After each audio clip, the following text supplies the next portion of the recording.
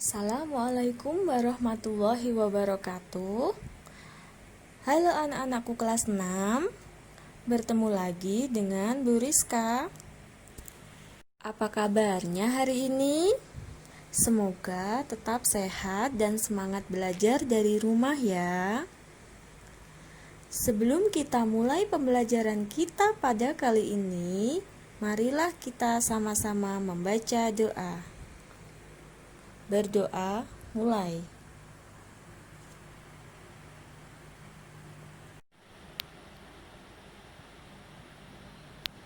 Anak-anak, jangan lupa untuk selalu didampingi orang tua ketika belajar di rumah ya. Hari ini kita akan membahas tema 4, globalisasi, subtema 3, globalisasi dan cinta tanah air, pembelajaran 1. Tujuan pembelajaran hari ini sebagai berikut. Anak-anak masih ingat nggak apa itu globalisasi? Kita sudah bahas pada pembelajaran sebelumnya. Sekedar mengingatkan, globalisasi adalah masa di mana arus informasi begitu cepat menyebar ke berbagai belahan dunia.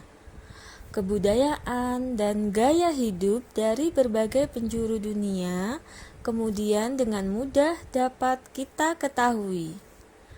Kondisi tersebut akan memudahkan generasi Indonesia untuk meniru beragam kebudayaan asing tersebut.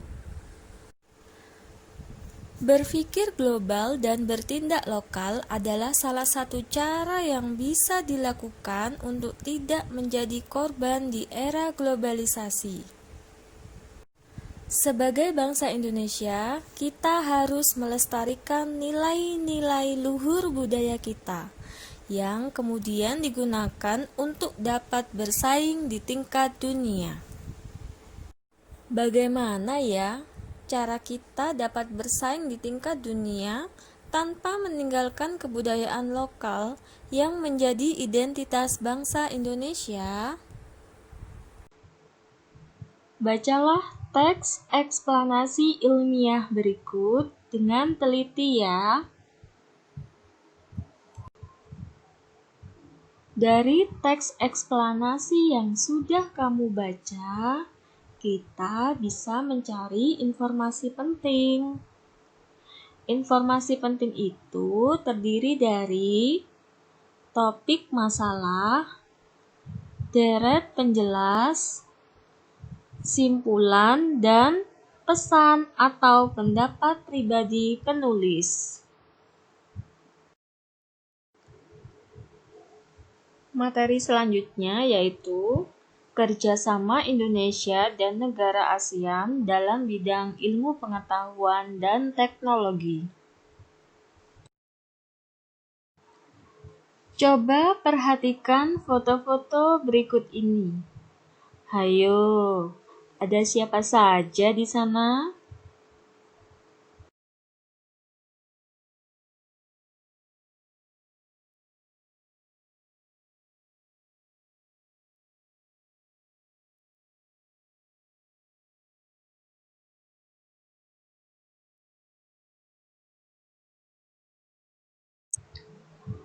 Apakah IPTEK itu? IPTEK itu kepanjangan Ilmu Pengetahuan dan Teknologi. Pengertiannya adalah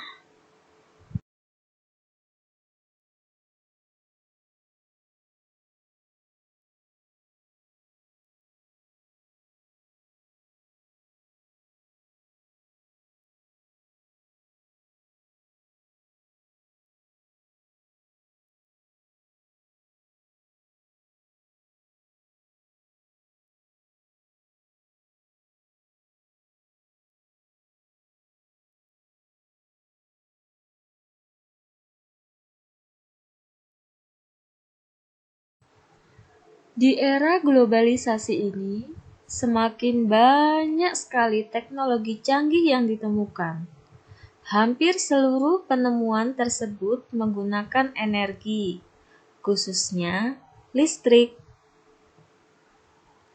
Namun, akhir-akhir ini pasokan listrik semakin berkurang akibat semakin menipisnya sumber energi untuk memproduksi listrik seperti minyak bumi, gas, batu bara, dan panas bumi. Nah, salah satu cara yang dapat kita lakukan adalah mencari sumber energi alternatif. Tentunya yang bersih, aman, bebas polusi, dan selalu tersedia tanpa batas. Nah, kalau yang digambar ini namanya sel surya. Bagaimana ya cara kerja panel listrik tenaga surya?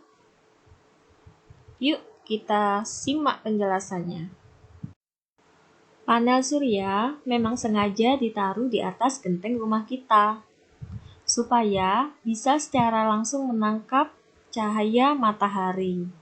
Selanjutnya dialirkan dalam electric box system. Nah, dari situ maka aliran listrik didapat sehingga menghidupkan seperti lampu, radio, televisi, dan lain-lain. Kira-kira selain sel surya, benda apa lagi ya yang bisa kita gunakan untuk menghemat energi listrik? Yuk kita simak video berikut. Assalamualaikum warahmatullahi wabarakatuh. Selamat pagi anak-anak. Bagaimana kabarnya? Sehat semuanya? Sudahkah kamu menghemat energi listrik di rumah? Bagaimana ya kalau listrik di rumah mati? Adakah alternatif lain yang dapat menghasilkan energi listrik? Mau tahu nggak anak-anak jawabannya? Ternyata kentang yang kita makan setiap hari bisa menghasilkan energi listrik loh. Kok bisa? Yuk kita lakukan sama-sama percobaan ini. Judulnya Sumber energi listrik dari kentang. Kelas 6, tema 4, subtema 3, pembelajaran 1. Judul Sumber energi alternatif dari kentang. Tujuan pembelajaran 1. Menjelaskan pengertian energi alternatif. 2. Mengidentifikasi cara menghasilkan energi listrik. 3. Menyusun percobaan dengan menggunakan kentang sebagai salah satu energi alternatif. Yuk kita siapkan alat dan bahannya terlebih dahulu ya. Alat dan bahan 1. Kabel 2. Penjepit buaya 3. Lampu LED yang kecil 4. Lempengan seng 5. Uang logam yang dari tembaga 6. Kentang 7. Cutter atau pisau. Langkah kegiatan. Langkah pertama, tusukkan uang logam dan lempengan seng ke dalam kentang dengan menggunakan cutter atau pisau. Langkah 2, hubungkan kabel dengan uang logam dan lempengan seng yang ujungnya terpasang penjepit buaya.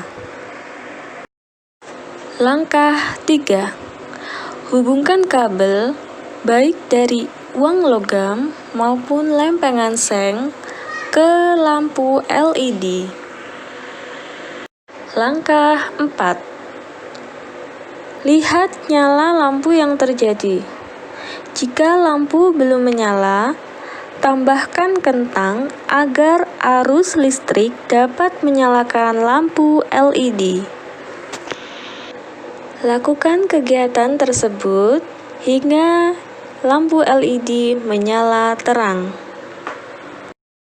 Jangan lupa tuliskan hasil percobaanmu.